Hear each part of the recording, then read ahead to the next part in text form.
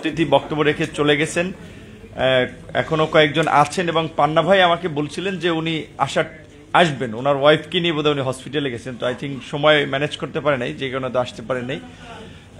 এখন মাহবুব মামুন ভাই বলছিলেন যে প্রেস ক্লাবের ম্যানেজার নাকি বলছে এখন তাদের জমজমাট ব্যবসা, কারণ সব হল ভাড়া হয়ে যাচ্ছে।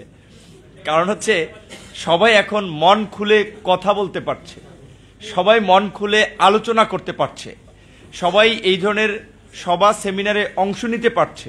আগে যেটা তাদের মধ্যে একটা আতঙ্ক থাকতো যে এই সেমিনারে আসার কারণে তার কোনো সমস্যা হয় কিনা, সেটা পেশার প্র্যাকটিস কিংবা বিভিন্ন চাকরি বাকরিতে, তো এখন আর সেই অবস্থাটা নাই। তো এটা একটা এই স্বাধীনতার সুফল।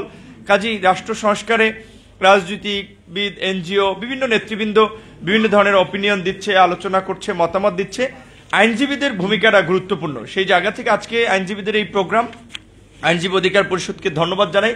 একই সাথে তাদের যেহেতু আপনার অনেকদিন ধরে একটা সমন্বয়ক কমিটি তারা কাজ করতেছিল, আমরাও টাইম এবং পরিবেশ পরিস্থিতির কারণে পূর্ণাঙ্গ কমিটির দিকে যেতে পারেনি, তো আজকে তারা নিজেরা আলাপ আলোচনা এবং মতামতের ভিত্তিতে 101 সদস্য বিশিষ্ট একটা কমিটি গঠন করেছে বা একমত হয়েছে।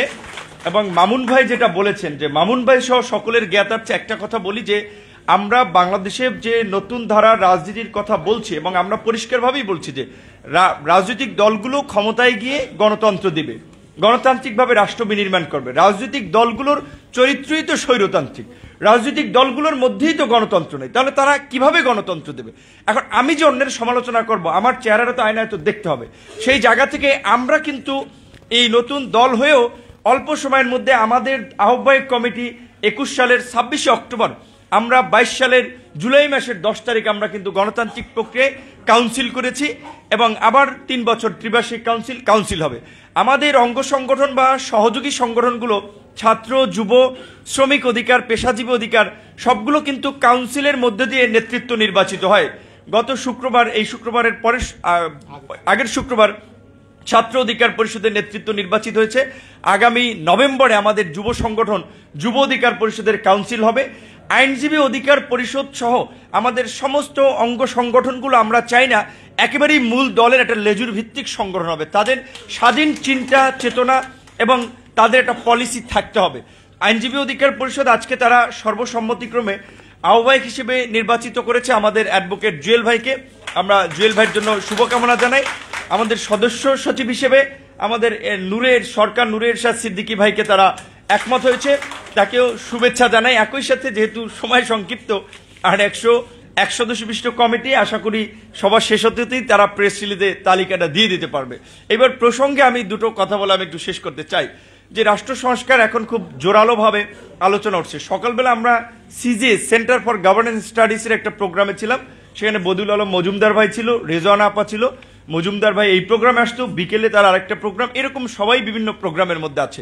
তো আজকে বিশেষ করে আপনারা হয়তো আইনঙ্গন কেন্দ্রিক আপনাদের বক্তব্যর ফোকাসটা বোধহয় এখানে এসেছে, আর কয়েকজন সামগ্রিক বিষয় নিয়ে কিছু বলেছেন।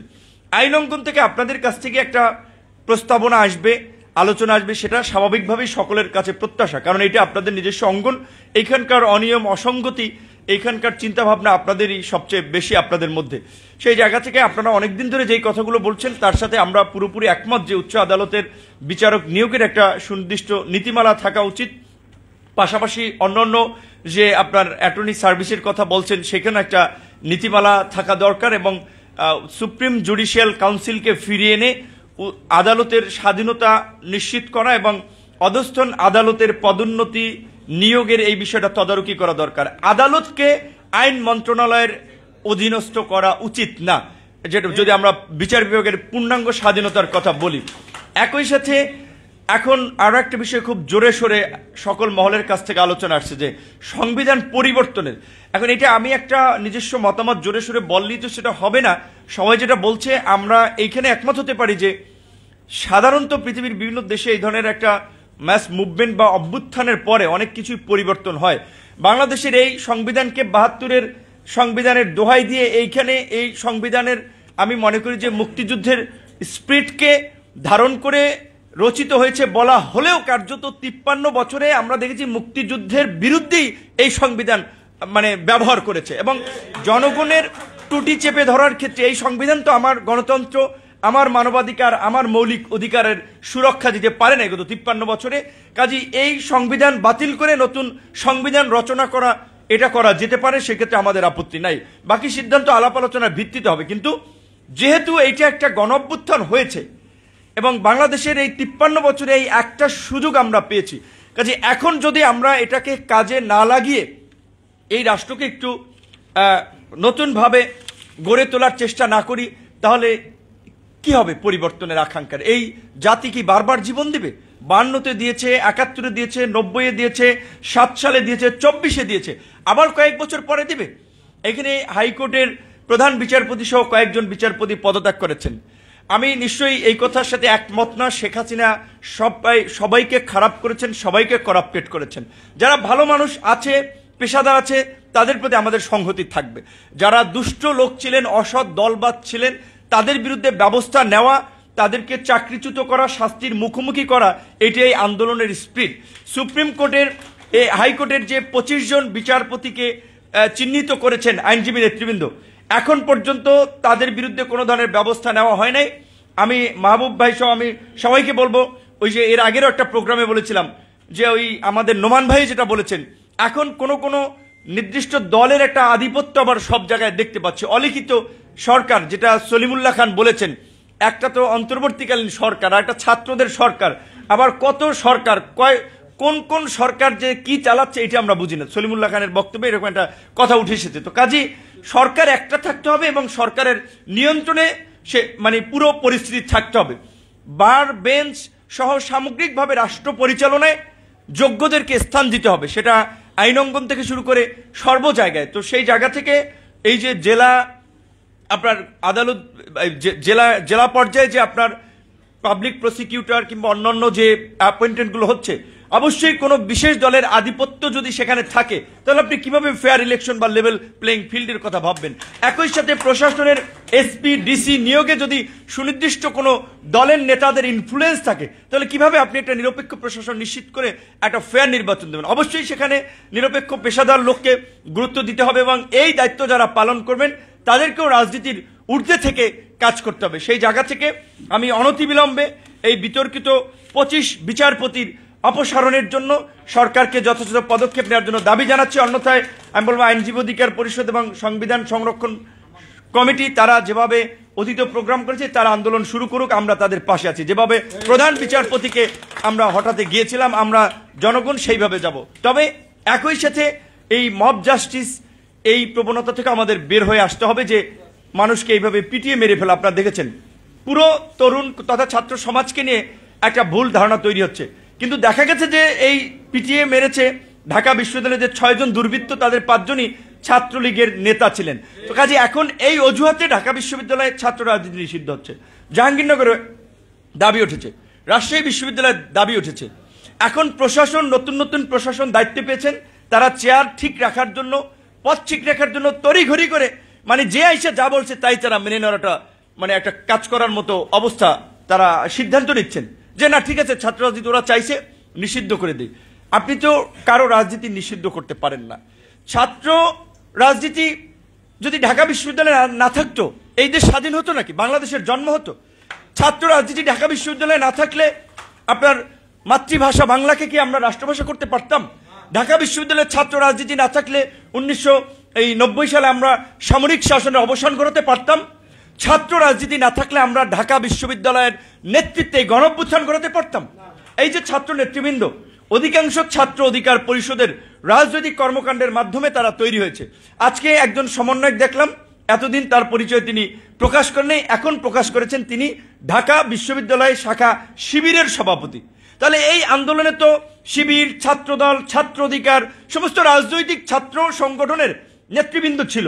সুতরাং হঠাৎ করে এই যে বিশ্ববিদ্যালয়গুলোতে যে যারা ভবিষ্যৎ নেতৃত্ব তৈরি করবে, অনেকদিন ধরে যেটা বলা হচ্ছিল যে আমাদের জাতীয় রাজনীতিতে একটা সংকট তৈরি হয়েছে, মেধাবীরা রাজনীতিতে আসছে না। এই পরিবর্তনের পরে ক্যাম্পাসগুলোতে ছাত্র সংসদ নির্বাচনের মধ্য দিয়ে একটা পরিচ্ছন্ন রাজনীতি গড়ে উঠবে।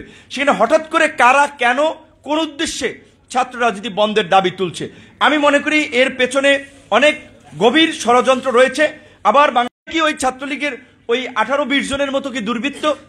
এখন সুযোগ এসেছে পরিবর্তন করার, সুতরাং ছাত্র রাজনীতির চেঞ্জ করা হোক। আর শুধু ছাত্র রাজনীতির কথা বলবেন, জাতীয় রাজনীতিতে পচন ধরে নাই, ইয়াবাবুদি, বিচ্ছু শামসু, আন্ডার রফিক এরা এমপি হয় নাই। এটা তো সব দলে আমরা দেখেছি। রাজনীতি আজকে কারা নিয়ন্ত্রণ করছে? কালো টাকা, পেশি শক্তি যাদের আছে, ভদ্র মানুষগুলো, শিক্ষিত মার্জিত মানুষগুলো, যার টাকা নেই, পয়সা নেই, তার রাজনীতিতে কোনো স্থান নাই। সেই জায়গা থেকে আমরা বলছি গণ অধিকার পরিষদের যে রাজনৈতিক কমিটমেন্ট, সমাজের ভালো মানুষগুলো যারা ভালো চিন্তা করে রাজনীতি করে, গণ অধিকার পরিষদ তাদেরকে সুযোগ দিতে চায়, তাদেরকে নিয়ে নতুন বাংলাদেশ বিনির্মাণ করতে চায়।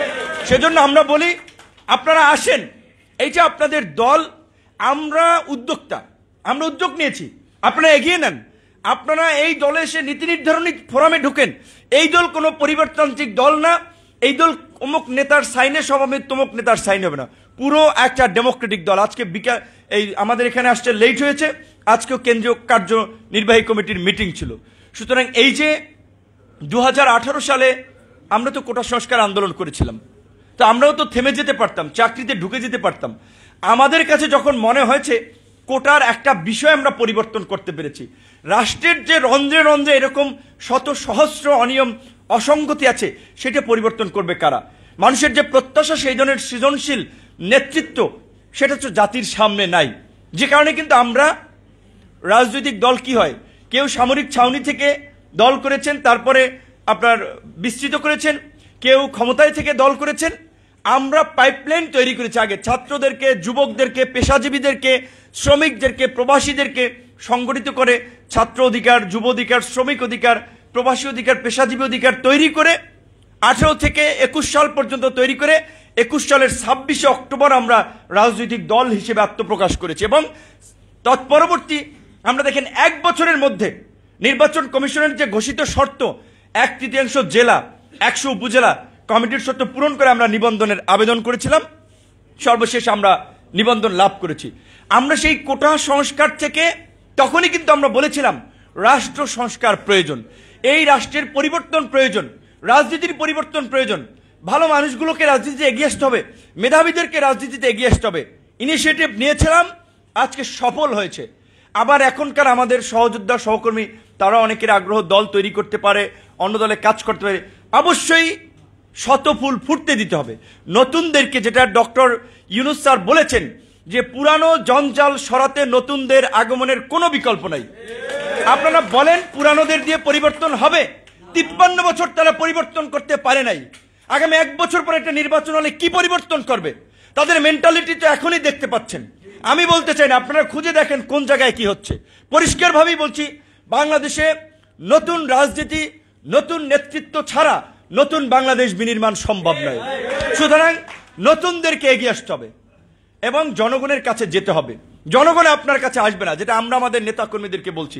সেই জায়গা থেকে আমাদের এই নবগঠিত আইনজীবী অধিকার পরিষদের কমিটির নেতৃবৃন্দকে বলবো, পাবনা বার থেকে, হবিগঞ্জ থেকে আপনারা এখানে আসবেন। আপনারা হবিগঞ্জ বারে যাবেন, আইনজীবীদের সাথে কথা বলবেন, মত বিনিময় করবেন।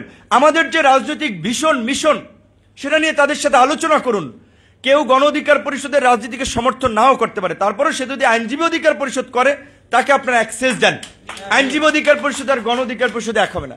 আইনজীবী অধিকার পরিষদ কমিটেড টু, তাদের কমিটমেন্ট হবে ensuring rule of law, rule of আপনার জাস্টিস, সেই জায়গায় যেন তাদের আপনার শক্ত অবস্থান থাকে। কাজেই সেই ক্ষেত্রে কেউ যদি গণ অধিকার সরাসরি নাও করে আইনজীবী অধিকারে যুক্ত হতে চায়, আমি মনে করি মামুন ভাই যেটা বলছে, আপনারা যদি এই ধরনের মেন্টালিটি, একটা উদার মানসিকতা পোষণ করেন যে এটা একটা পেশাজীবী সংগঠন, যেটা শেখ হাসিনা গত 15 বছরে কোনো পেশাজীবী সংগঠন রাখে নাই। প্রেস ক্লাব, আপনার হাইকোর্ট, এই বার কাউন্সিল, আপনারা তো দেখেছেন কিভাবে নির্বাচনগুলো হয়েছে। এবং এই যে ফ্যাসিবাদ আজকে কায়েম হয়েছে, এই ফ্যাসিবাদ শুধু রাজনৈতিকভাবে কায়েম হয় নাই, মিডিয়া, সাংবাদিক, প্রশাসন, বড় একটা বেনিফিশিয়ারি গ্রুপ তো শেখ হাসিনা তৈরি করেছিল। আজকে মিডিয়ার ভাইদের আমরা একটা কথা বলতে চাই, এখন আপনাদের জন্য সুযোগ। আমার নিজের একটা কথা বলি, যে কিছুদিন আগে পটুয়াখালীর একটা নিউজ করেছিল, একটা চত্বর পোস্টার দিয়ে ভরে ফেলেছে। সেখানে বিএনপির লোকের পোস্টার ছিল, আমাদেরও লোকজনের কিছু পোস্টার ছিল। নতুন লোক এত হয়তো খেয়াল করে নাই। যাই হোক, নিউজ হয়েছে, 6 ঘন্টা পরে আপনার ফাঁকা। বিএনপির লোকেরা তাদেরটাও সরাই দিছে, আমাদের লোকেরা তাদেরটাও সরাই দিছে। এখন ধরেন কেউ ভুল করেছে, মিডিয়া যখন সেই বিষয়টাকে পিক করেছে, তারা সংশোধন হয়েছে। আর মনে করেন জিন্দিগিতে যাবো এখানে পোস্টার লাগাইতে, এই যে মিডিয়ার ও রাষ্ট্র সংস্কারের ক্ষেত্রে একটা গুরুত্বপূর্ণ ভূমিকা পালনের সুযোগ ওয়াচডগ হিসেবে সেইটা আপনারা পালন করেন, কিন্তু আপনাদের এই মেন্টালিটি চেঞ্জ করতে হবে। বৃষ্টি যেই দিকে ছাতা সেই দিকে। আগে এক সরকারের গুণগান গাইছেন, এখন আরেক দল আপকামিং মনে হয়েছে পাওয়ার পার্টি, কাজী তেলতলা মনোভাব ওইদিকে আবার ঢেলে দিচ্ছেন। এই মনোভাব পরিহার করতে হবে। এই যদি চারিত্রিক দৃঢ়তা আপনাদের না থাকে, আবার কিন্তু বাংলাদেশ আরেক দিকে চলে যাবে। কাজী সকলের প্রতি আমাদের আহ্বান যে নতুন বাংলাদেশ বিনির্মাণ করার জন্য যেটা ছাত্রদের কমিটমেন্ট ছিল, যে ফ্যাসিবাদী ব্যবস্থার বিলোপ এবং নতুন রাজনৈতিক বন্দোবস্ত। পুরানো রাজনীতি দিয়ে চললে তো এই আলাপ আসতো না যে আমাদের নতুন রাজনৈতিক বন্দোবস্তের প্রয়োজন। 33%, 30%, 34% ভোট নিয়ে একজন সরকার গঠন করছে, আর 30% ভোট নিয়ে একজন বিরোধী দল আছে, তার ভোটের কোনো দাম নেই। সেখানে রাজনৈতিক দলগুলো আলাপ করছে যে এখন সংখ্যানুপাতিক নির্বাচন বা প্রপোর্শনেট ইলেকশন সিস্টেমে যেতে, অর্থাৎ প্রত্যেক ভোটের একটা মূল্যায়ন থাকবে এবং সকলের অংশগ্রহণের মধ্যে যে একটা ইনক্লুসিভ পার্লামেন্ট হবে।